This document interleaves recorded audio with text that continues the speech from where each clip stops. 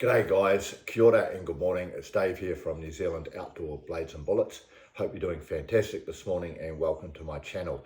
The weather is really bad today, teeming down with rain, so I'm just going to stay indoors and do a couple of videos. I'd like to have a sort of a two-way conversation today about the sort of knives or cutting instruments that you might take with you on an overnight camping hike, i.e. where you're sleeping in a tent or something like that, or an overnight hunt. And I mean a two-way conversation because I'm not an expert on this, so it's always great to hear from the viewers. So first of all, if you're going out in the bush overnight, from a health and safety perspective, you're in a slightly vulnerable situation because you're basically surviving and living off what you've got on your person and carrying in your pack. So in this regard, you've just got to be a little bit thoughtful about what you're carrying. The first point here for any hunting party or hiking party, if there's more than one of you, is you want to have a minimum of 2 cutting instruments with that group or with that individual, because if you lose one of your cutting instruments, you lose your knife and you haven't got one, you could be in a really difficult situation. So there's an old saying, 2 is 1, 1 is none. There should be a minimum of 2 knives there. Now, a typical combination that I'm used to carrying is, and here are some examples, is one of them, which is like a backup blade or utility blade, is just your common Swiss Army knives. They're small, they're compact. You've got a multitude of simple tools in there, like a basic screwdriver, can opener, bottle opener, a really good saw on the Swiss Army knives.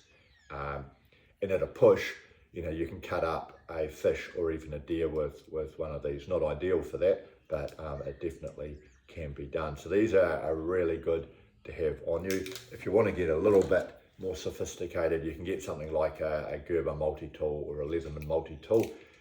These are absolutely brilliant. I love them. The only problem is, particularly if you're starting out, they're quite expensive to get a Leatherman, but absolutely brilliant. So that's the first one. It's your backup or your multi-tool. In terms of the main knife, and this will depend on what your hunting or your hiking party will do, but typically I do like to have at least some form of fixed blade. I just feel a little bit more comfortable with them because they're so versatile and strong, but you don't have to. But some options for a fixed blade would be just a relatively compact, like this fixed blade. So this is just a little Mueller mini Bowie style knife. It's very light. It only weighs about 150 grams. So that's an option. Or you might have a slightly sturdier belt knife. And if you're in a hiking party, not everyone will need to carry this. Maybe you just got one for your hiking party and you've got a Swiss Army knife and a Leatherman there too. If you're a hunter, the fixed blade option becomes a little bit more important because in this country anyway, they're typically used as a primary tool for cutting up deer or pigs or whatever you've got. However, it does not have to be a fixed blade, as there are some really good folding knives around as well, particularly these days, particularly the American made ones. This one's a buck, so you can do a heck of a lot with a knife like this. This could be used for processing deer, processing food in the hut, etc. But there you have it. I'd love to hear from you guys and what you take on an overnight hunting or hiking trip. If you got this far, thanks for watching and have a fantastic day.